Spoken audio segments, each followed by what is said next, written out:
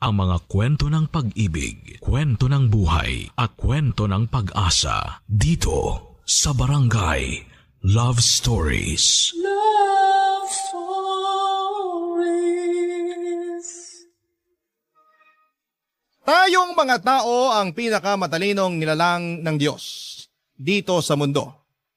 Kaya marapat na sa atin magmula ang inisyatibong rumespeto sa lahat ng nilalang na merong buhay. Ikaw kabarangay, mapagmahal ka ba sa hayop? Dear Papa Dudut, ang sabi ng paborito kong teacher noong high school, ang buhay daw natin sa mundo ay mayahalin tulad sa isang paglalakbay, kung saan ay walang katapusang landas ang ating tatahakin bago tayo dumating sa ating kamatayan. At sa bawat landas na ating daraanan ay meron tayong makikilala na magiging bahagi ng ating buhay.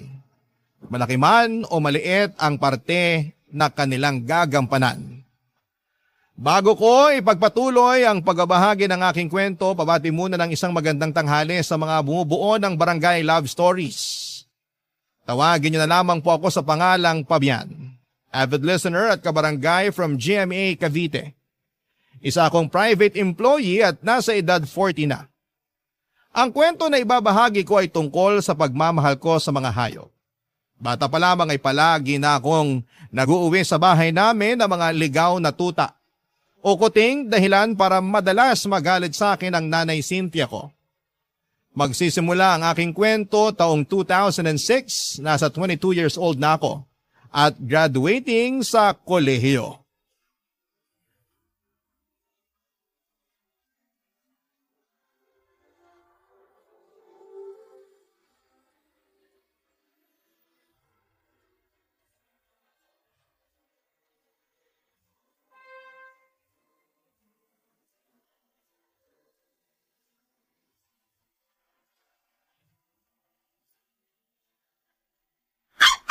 Naku, huwag ka munang maingay, Buknoy.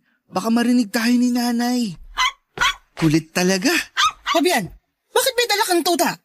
Nay, binigay lang po sa akin si Buknoy nung may-ari ng tindahan na lagi nating inuutangan. Bakit mo naman yan tinanggap? Namatay daw po kasi yung nanay ng mga tuta, kaya pinamimigay na niya. Hindi na raw po kasi nila kayang alagaan. Sana hindi mo na lang tinanggap. Kawawa naman po. Saka kamukha siya nung namatay kong aso na si Bogart. Tingnan nyo, pareho sila ng kulay. Wala akong pakialam kahit pakamukha niya ni Bogart o si Bogart pa yan.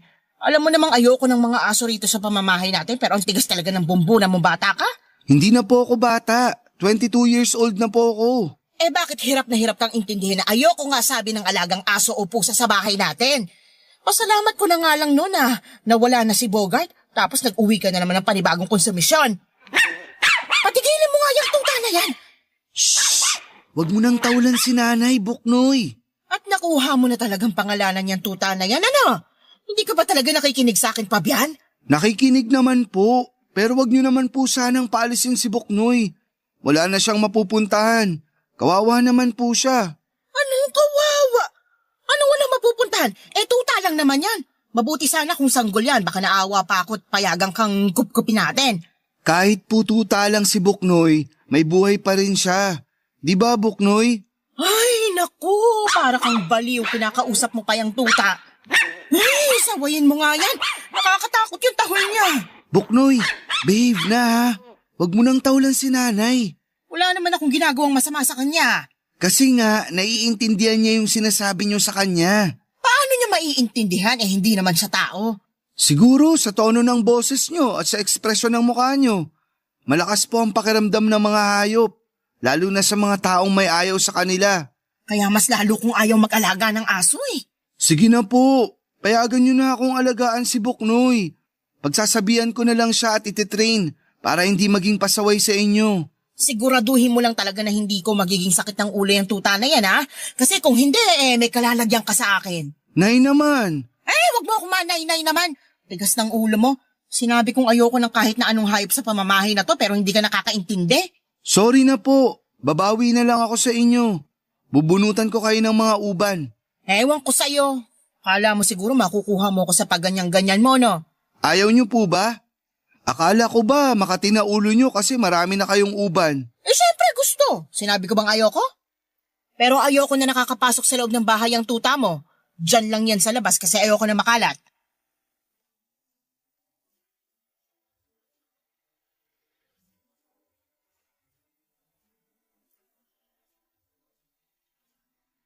Papa Dudut, hindi mahiling mag-alaga ng kahit na anong hayop ang nanay ko.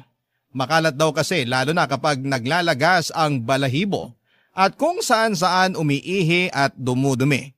Mapanghirin daw, ginagalis kaya pati siya ay nangangati. Magastos din, alagain pa. Para ka raw nag-anak.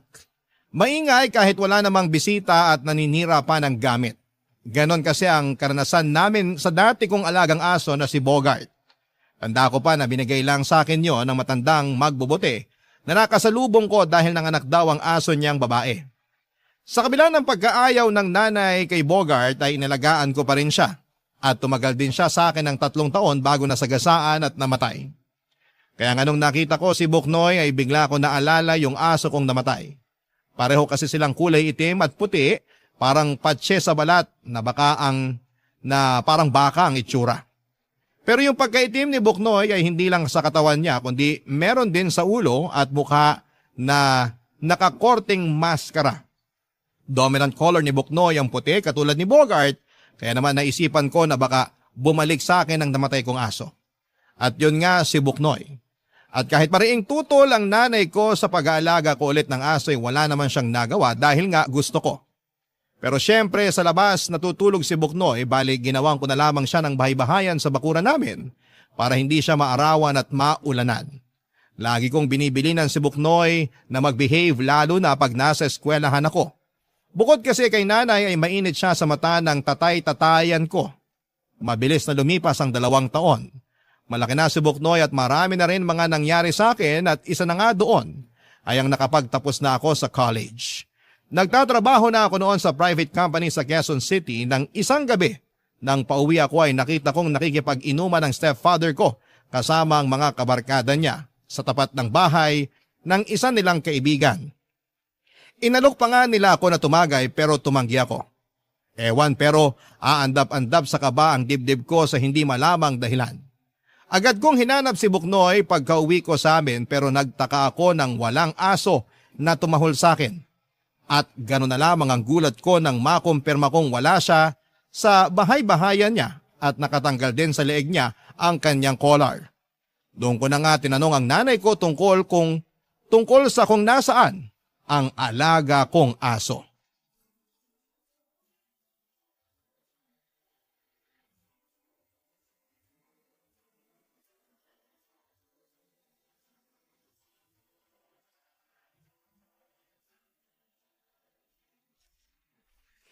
Nay, nakita niyo po ba si Buknoy?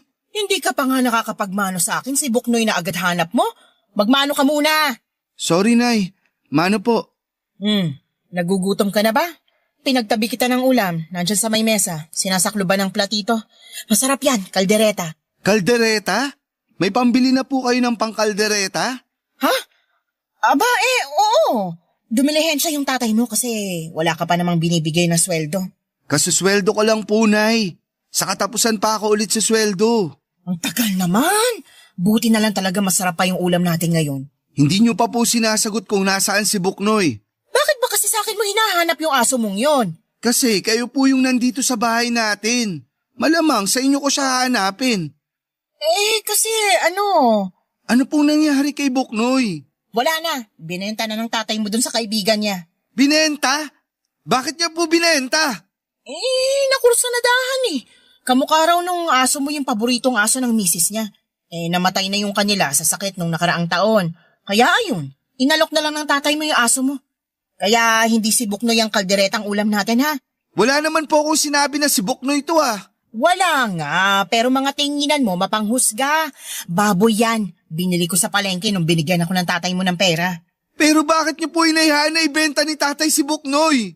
Hindi niyo man lang ba siya pinigilan? Pinigilan naman. Sinabi ko na aso mo yun at dapat magpaalam muna sa'yo. Kaso hindi nakinig yung tatay mong yun. Pupuntahan ko po siya. Lagot siya sa akin. Ano? Hoy Fabian! Wag na wag mong gagawin yan! At bakit po hindi? Dapat malaman ni tatay na mali yung ginawa niya. Aso ko si Buknoy at hindi ko siya binebenta. Kilala mo naman yung tatay mo, di ba? Pumapatol yon kahit kanino, lalo na pag napasukan ng alak ang sistema. Kaya kung ayaw mong malumpot, gumapang sa simento habang putok ang labi at naliligo sa sarili mong dugo, pumirmi ka na lang dito sa bahay natin. Pero Nay, kailangan ko hanapin si Buknoy. Kailangan ko siyang mabawi dun sa bumili sa kanya. Ang alam ko, lumuwas na sa Maynila yung nakabili kay Buknoy. Bumisita lang naman yung dito sa atin eh. Hindi ko na alam kung saan sila nakatira, kaya wala na rin saysay na hanapin mo pa yung aso mo. Tsaka aso lang naman si Buknoy.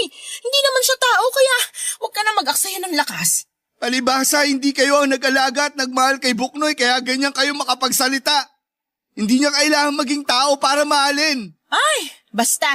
Para sa akin, aso lang si Buknoy, kaya hindi ko siya pag-aaksaya ng panahon na hanapin pa. Magpasalamat ka na lang kasi napakinabangan natin siya. Kumita tayo, di ba? Ayan, may masarap tayong ulam dahil sa kanya. Tsaka, dog lover naman yung nakabili sa aso mo. Nangako siyang aalagaan niya si Buknoy. Hirap sa'yo, masyado ka madrama. Pangarap mo ba mag-artista? Kairita ka.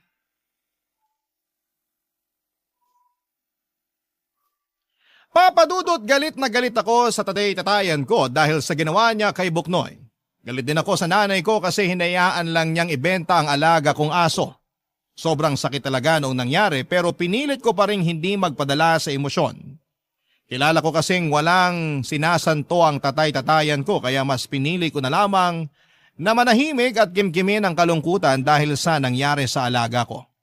Ang sakit mawala ng aso. Hindi lang naman kasi basta alaga ang turing ko kay Buknoy. Para sa akin ay kaibigan ko na siya.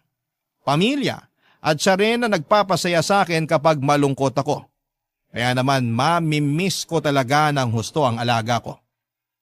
Umiyak ako ng umiyak hanggang sa tuluyan ng napagod ang mga mata ko at nakatulog na lamang ako ng gabing yon. Tapos kinabukasan ay nakangising waga sa akin ang tatay-tatayan ko. Dahilan para agad kumulo ang aking dugo. Mariing kong kinuyom ang aking kamao at sa isip ko ay binigyan ko na siya ng malakas na suntok sa panga. Pero pinigilan ko pa rin magalit ng araw na yon. Sa halip ay nanahimik na lamang ako kahit na matapos niyang magpasaring na buti pa raw si Buknoy may pakinabang. Hindi lang ako umimik noon at umalis na lamang sa bahay para pumasok sa trabaho ko. Habang nasa biyahe ay nag-decide ako na gusto ko nang umalis sa amin. Bagay na matagal ko na rin namang plano noon, papadudot. Barangay Love Stories. Barangay Love Stories. Papadudot, tinuloy ko nga ang plano kong bumukod pagkalipas ng 3 buwan. Bale sa Quezon City ako nakahanap ng apartment na malapit lang sa pinagtatrabahuhan ko. Tutol pa nga ang nanay ko sa pag-alis ko kasi raw ay baka kalimutan ko nang magsustento sa kanila. Pero sinabi ko na lamang na magpapadala pa rin ako at kitang-kita ko naman ang kagustuhan ng tatay-tatayan ko na umalis na ako. Para raw lumuwag-luwag na ang pamamahay namin. Ang kapal na mukha, siya na nga ang totoong sampid sa pamilya namin, siya pa ang galit. Pero nanahimik na lamang ako at sa halip ay sinamaan ko na lamang siya ng tingin bago ako lumabas sa aming pintuan. At pagkalipas nga ng 1 buwan ay nabalitaan kong inatake siya sa puso at namatay. Samantala hindi ako pwedeng mag-alaga ng kahit na anong hayop sa apartment na tinutuluyan ko, bukod doon ay personal kong desisyon na wag na ring munang mag-ampon kasi nandun pa rin yung trauma na dulot ng pagkawala sa akin ni Buknoy. Pero siguro pag pinanganak kang animal lover ay hindi mawawala sa iyo ang kakayahan mong kumalinga ng mga hayop.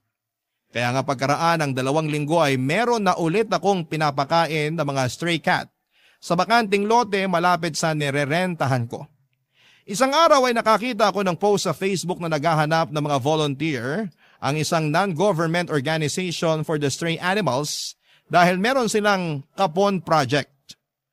And since rest day ko naman ang petsyang yon ay gusto kong gawing makabuluhan ng araw ko. Kaya nag-sign up ako at doon nga ay nakilala ko si Meryl.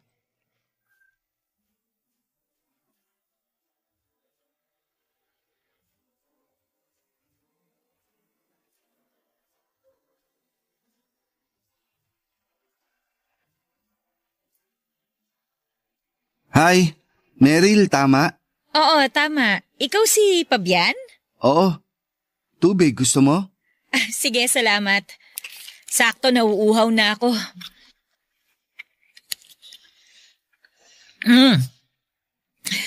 Salamat Salamat dito sa tubig. Welcome. Pwede bang makipagkwentuhan muna since break time naman?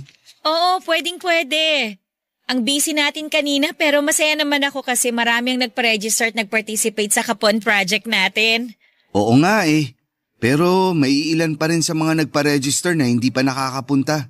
Baka mamayang hapon pa yung iba, tirik pa yung araw eh. Baka tinatamad pa silang lumabas. Pero sana makapunta sila, no? Kasi sayang naman yung opportunity na makapun ng mga alaga nilang aso at pusa. Oo nga eh. Saka ako mismo na-amaze kasi hindi ko alam na necessary pala nakapunin ng mga alaga nating aso at pusa. Oo, kailangan talaga yon. May mabuting benepisyo sa kalusugan ng mga alaga natin ng pagkakapon. Makakaiwas sila sa mga malalang sakit kasi hindi na nila kailangan pang magbuntis, di ba? Hindi na rin sila maglalalayas ng bahay. Alam naman natin na delikado silang magpagala-gala yung mga alagang aso at pusa, di ba? Nakakalungkot na karamihan sa kanila nasasagasaan lang sa kalsada. Kaya nga mas lalo akong bumilib sa project ng organization natin. First time mo lang ba makapag-volunteer sa mga ganito? Oo eh. Naku, sigurado ako na pag may chance, uulit-ulitin mo yung pag-attend sa mga ganitong event. Ako kasi animal lover talaga ako eh. Kahit nung high school pa lang ako, nag-volunteer na ako sa barangay namin. Actually, kahit saan na may ganitong event na malapit lang sa amin. Ang sarap kasi sa feeling na nagagawa ko yung mga bagay na gusto ko. Nakakatulong pa ako sa community. Wow! Dahil sa sinabi mo, lalo akong na-inspire na mag-volunteer. Diba? Ang fulfilling. Oo nga eh. Saka katulad mo, animal lover din ako. Ay talaga ba? Oo. May mga stray cat nga akong pinapakain malapit sa apartment na nirerentahan ko. Hindi ko kasi sila pwedeng kupkupin dahil bawal. Baka palayasin ako ng landlord namin. May mga tao talagang ganun, ayaw sa mga hayop. Kasi raw marumi, maingay, makalat. Pero deserve rin nilang tratuhin ng maayos, alagaan at mahalin. Wala naman silang pinagkaiba sa mga tao eh. Parehong may buhay at damdamin. Kaya parehong mahalaga din. Sinabi mo pa. Gusto mo bang malaman kung anong pangarap ko? Sige, kung sasabihin mo. Pangarap ko na magkaroon ng sariling farm. Tapos patitirahin ko rin yung mga stray animal. Wow, magandang pangarap nga yan. Sana balang araw matupad mo. Sana talaga. Sa ngayon kasi mukhang imposible pa eh. Naniniwala naman ako na walang imposible basta mabuti yung hangarin mo. Nakikita ko naman kung gaano ka kadedikado. Pakiramdam ko kasi pinanganak ako para ibahagi sa mga hayop yung pagmamahal na meron ako. Hindi katulad natin, wala silang kakayahang magsalita para masabi na nahihirapan na sila, nasasaktan na sila o kaya naman napapagod na. Mabilis talagang natutunaw ang puso ko pag may nakikita akong mga aso o pusa sa lugar namin na sinasaktan, sinasabuyan ng kumukulong tubig kasi nagnakaw daw ng ulam. Hindi naman nila yung gusto eh. Gutom lang sila. Kesa naman saktan, pakainin na lang nila, di ba?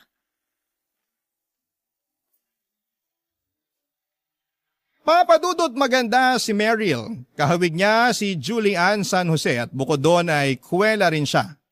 Maraming kwento at dedikado sa ginagawa niya. Bilib na bilib ako sa kanya kasi matagal na pala siyang volunteer sa mga ganong klase ng event. Suki na siya sa mga animal shelter around Metro Manila. Lalo tuloy akong na-inspire na magkawang gawa. Masaya ako na nakilala ko siya noong araw na yon, kaya bago kami naghiwalay ay nagpalitan muna kami ng numero. At doon na nga nagsimulang mamukadkad at umusbong ang aming pagkakaibigan na nauwi sa pag-iibigan.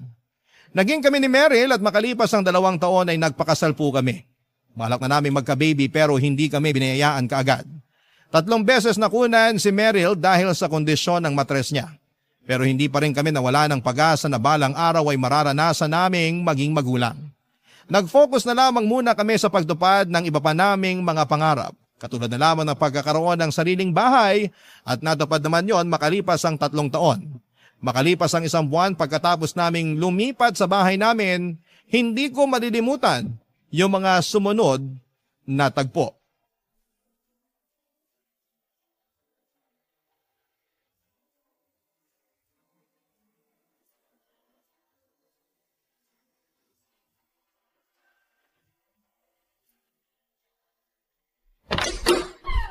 Fabian! Mahal! Ano yun, mahal? May nangyari ba? Meron! May nangyari. Ano yun? Sabihin mo na sa akin, kasi nag-aalala na ako. Sige, pero maupo muna tayo sa kama. Sige, halika. Aalalayan kita. Ano ka ba naman?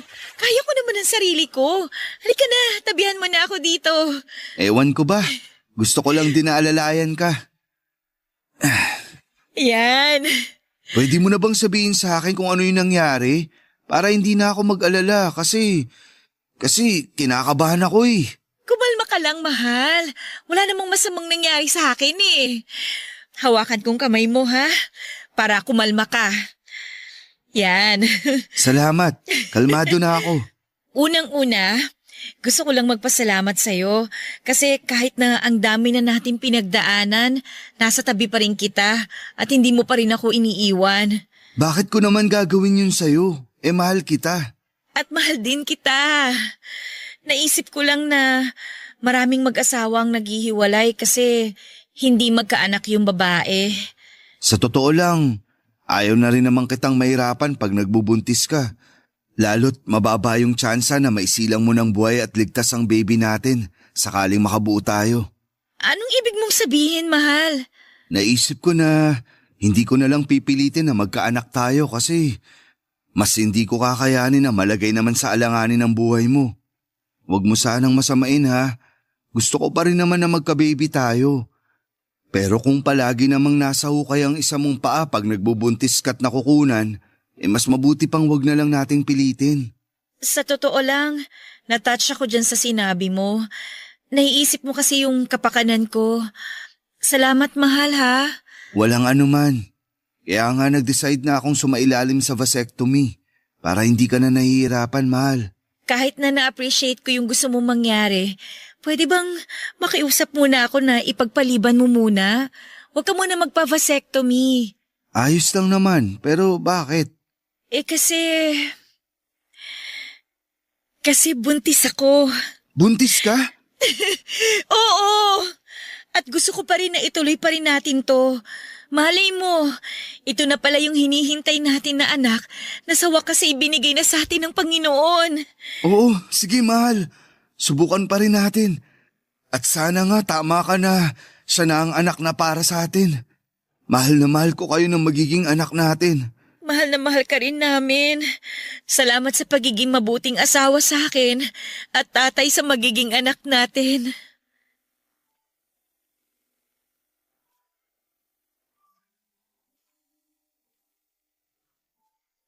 Papa Dudut, marami akong pangarap para sa pamilya namin ni Meryl, lalo na sa magiging anak namin. Kaya malaking biyaya talaga na sa wakas ay dininig ng Panginoon ang panalangin namin gabi-gabi na magkaroon ng supling. Nangako kami ni Meryl sa isa't isa na aalagaan namin ang aming anak at iyon na nga ang ginawa namin. Iningatan ng asawa ko ang pagbubuntis niya. At ako naman ang tumutok sa pag-aalaga sa kanya, Papa Dudut. Dahil nga masela ng pagdadalang tao ni Meryl ay kinailangan niyang umalis sa kanyang trabaho. Nangako ako sa asawa ko na gagawin ko ang lahat upang mabigyan sila ng magandang kinabukasan ng aming anak. Kaya nga nagtrabaho ako ng mabuti habang hindi isinasaalang-alang ang kapakanan ng misis ko. Ako pa rin ang kasakasama niya sa pagpapacheck up at kung hindi talaga pwede ay pinakikiusapan namin ang kapatid niya na nasa malapit lang din, nakatira para samahan siya. At makalipas nga papadudot ang 9 na buwan, ay isinila nga ni Meryl ang aming baby boy. Barangay Love Stories. Barangay Love Stories. Papadudot, abot langit ang pasasalamat ko sa may kapal dahil sa dagdag na miyembro ng aming pamilya nang isilang ang aming anak. Masasabi kong masarap sa pakiramdam ang maging isang ama at yun ang bagay na hinding-hindi ko ipagpapalit sa kahit na anong bagay sa mundo. At dahil nga first time parents kami ni Meryl ay masasabi kong nahirapan kami, lalo na sa mga unang buwan ng anak namin.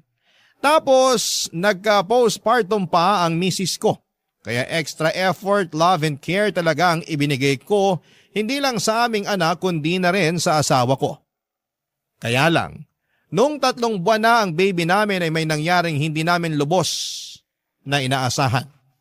Mahimbing noon ang tulog niya bago kami mag-decide ni Meryl na matulog na rin.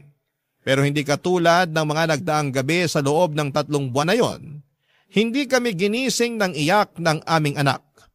Umaga na kaming nagising at nakita naming tulog pa rin ang baby namin. Pero gano'n na lamang ang gulat at kilabot naming mag-asawa nang lapitan namin siya at titigan.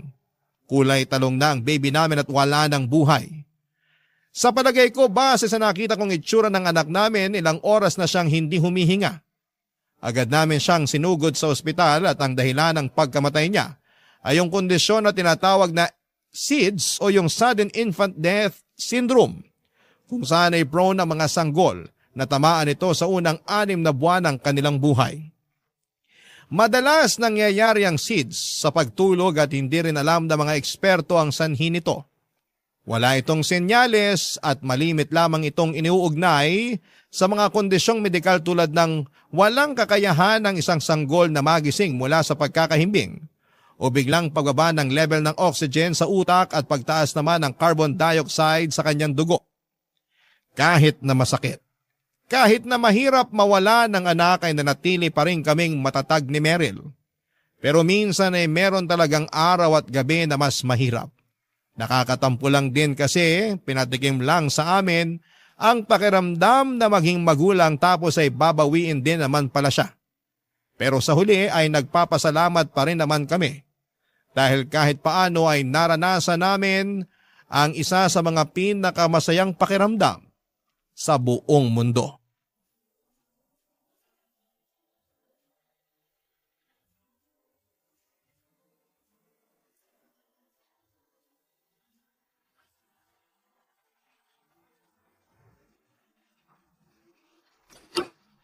Mahal!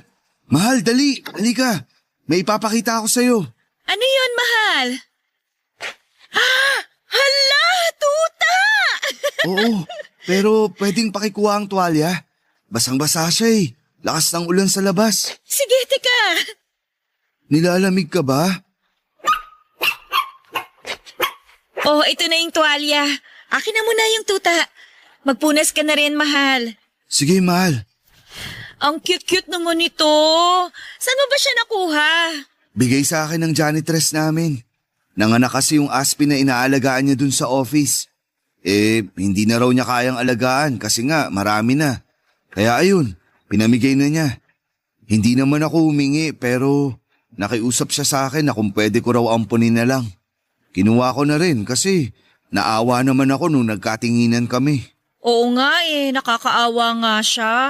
Pero sabi ng janitress namin, yan daw yung pinakamakulit at mahilig maglaro. Hala, mukhang sumasang-ayon siya Oo nga eh. Pero okay lang ba na mag-alaga tayo ng tuta rito sa bahay, mahal? Oo naman.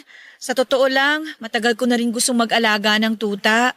Naghahanap na nga ako ng maaampon online Buti na lang inuwi mo tong tuta na to. Ay mahal, ano bang ipapangalan natin sa kanya? May naisip na ako eh. Anong naisip mo? Brownie. Brownie? Kahit kulay itim at puti itong tuta?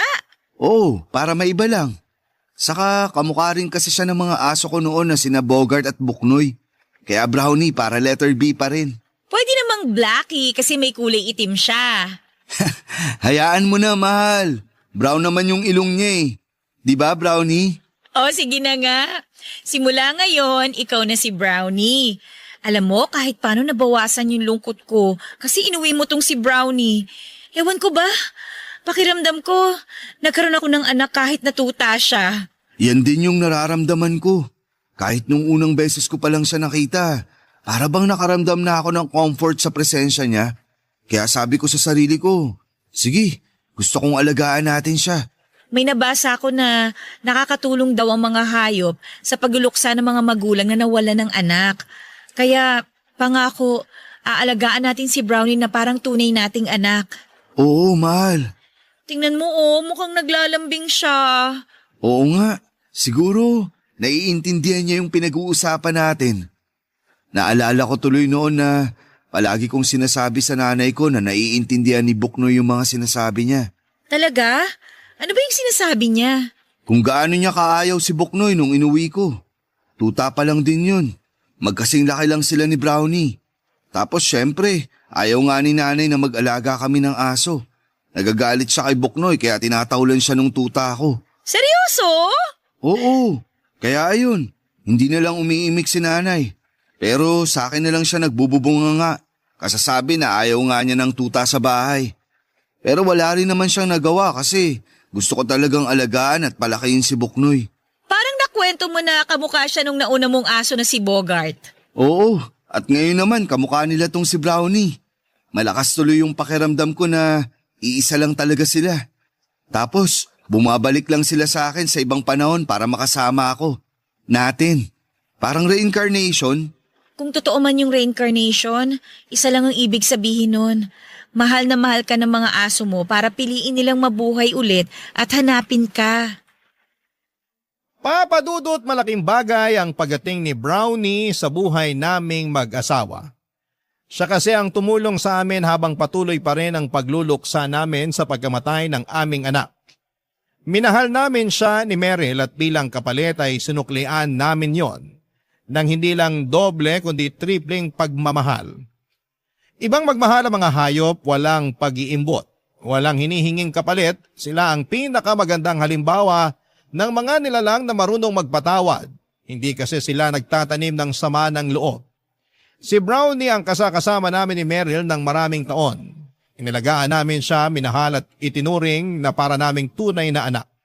At kahit na dumating yung araw na sa wakas ay binayaan ulit kami ng anak ng asawa ko, ay hindi nagbago o nabawasan ang pagmamahal namin kay Brownie.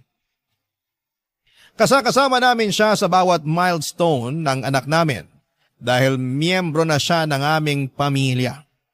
Pero pagkalipas ng 8 taon ay dumating yung araw na kinakatakutan namin. Ang araw na kailangan na naming magpaalam kay Brownie, Papa Dudut.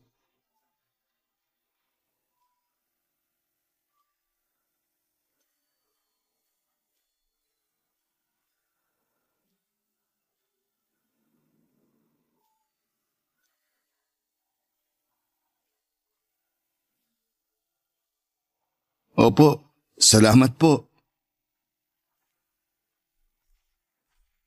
Mahal, anong sabi ng vet? Hindi na raw nila magagamot si Brownie. Kailangan na raw natin siyang puntahan doon para magpaalam. Hindi ko kaya. Ayoko mawala si Brownie sa atin, mahal. Ayoko rin naman na mawala siya sa atin pero malala na yung sakit niya at hindi na rin siya kayang pagalingin ng gamot. Ginawa na raw nila ang lahat pero kumalat na talaga yung cancer sa katawan ni Brownie. Kaya ano? Kaya nagsuggest sila na patulugin na lang si Brownie. Ayoko. Ayokong patulugin si Brownie, mahal. Hindi ko kaya mawala sa atin yung aso. Ako rin naman pero wala na tayong magagawa. Hirap na yung alaga natin. Inangina na siya. Siguro pinipilit na lang niyang lumaban at idilat yung mga mata niya pag nakikita at naririnig niya yung boses natin. Pero yung totoo, pagod na siya, mahal. Ayoko mawala sa atin si Brownie. Ako rin naman eh. Mahal na mahal ko yung asong yun. Pero kailangan nating tanggapin na hanggang dito na lang talaga yung buhay niya. Bakit kasi maiksi lang ang buhay ng mga aso? Sana mas matagal pa natin silang makasama. Ang unfair tuloy. Oo, unfair. Pero sigurado ako na naging maligaya naman si Brownie sa loob ng 8 taon na nakasama natin siya. Kasi minahal natin siya. Inalagaan. Palagay mo, maaalala pa ba tayo ni Brownie pag umalis na siya? Oo naman. Palagi pa rin nila tayong maaalala. Hindi niya tayo makakalimutan, mahal. Ay. Kaso parang hindi ko pa rin kaya eh. Parang magbe-breakdown ako habang iniisip ko na mawawala na sa atin si Brownie. Pero sino ba ako para ipagkait sa kanya yung makapagpahinga siya? Tama ka. Hirap na siya dahil sa sakit niya. Oo. At kahit na hindi man nakakapagsalita si Brownie, Alam kong nagpapasalamat siya sa atin dahil inalagaan at minahal natin siya. Siguro, iparamdam na lang natin yung pag-aalaga at pagmamahal na yun sa kanya hanggang sa huling hininga niya. Nalulungkot pa rin ako. Nalulungkot din ako pero magpakatatag pa rin tayo. Hinding-hindi natin kalilimutan si Brownie. Kahit na wala na siya sa piling natin, mananatiling buhay ang alaala niya sa ating puso at sa bahay na to. Salamat, mahal. Kung wala ka, baka hindi ko talaga kayanin to. Alam ko na mas kaya kong harapin yung ganitong sitwasyon kasi nasa tabi kita. Oo naman, hanggat nabubuhay ako, pangako ko sa'yo na lagi mo ako maaasahan. Hindi kita iiwan. Halika nga, payakap ako.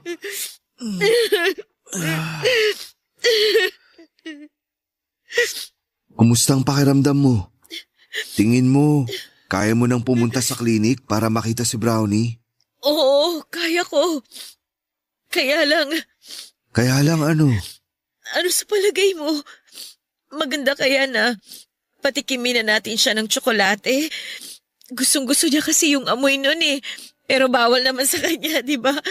Tingin ko, magandang ideya yun. Sigurado akong magiging masaya siya.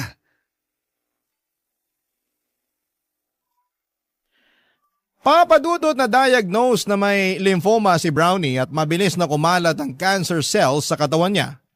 Dahilan para manghina ito, papadudot. At sa loob lang ng 4 na buwan simula nang malaman naming may cancer siya, ay hindi na bumuti ang kalagayan niya. Sa huli ay nag-decide na lamang kami ni Meryl na patulugin na ang pinakamamahal naming alaga upang matapos na ang paghihirap niya. At hanggang sa huling hininga ni Brownie ay pinaramdam namin sa kanya kung gaano namin siya kamahal. Mahirap mawala ng mahal sa buhay, tao man yan o alagang hayop. Pero parte talaga ng buhay natin ang kamatayan. At papadudot wala tayong magagawa kundi ang tanggapin yon ng maluwalhati sa ating puso. Kahit na masakit at napakahirap. Iyak kami ng iyak ni Meryl nung nawala si Brownie. Pero alam namin na mananatili siyang buhay sa aming mga puso.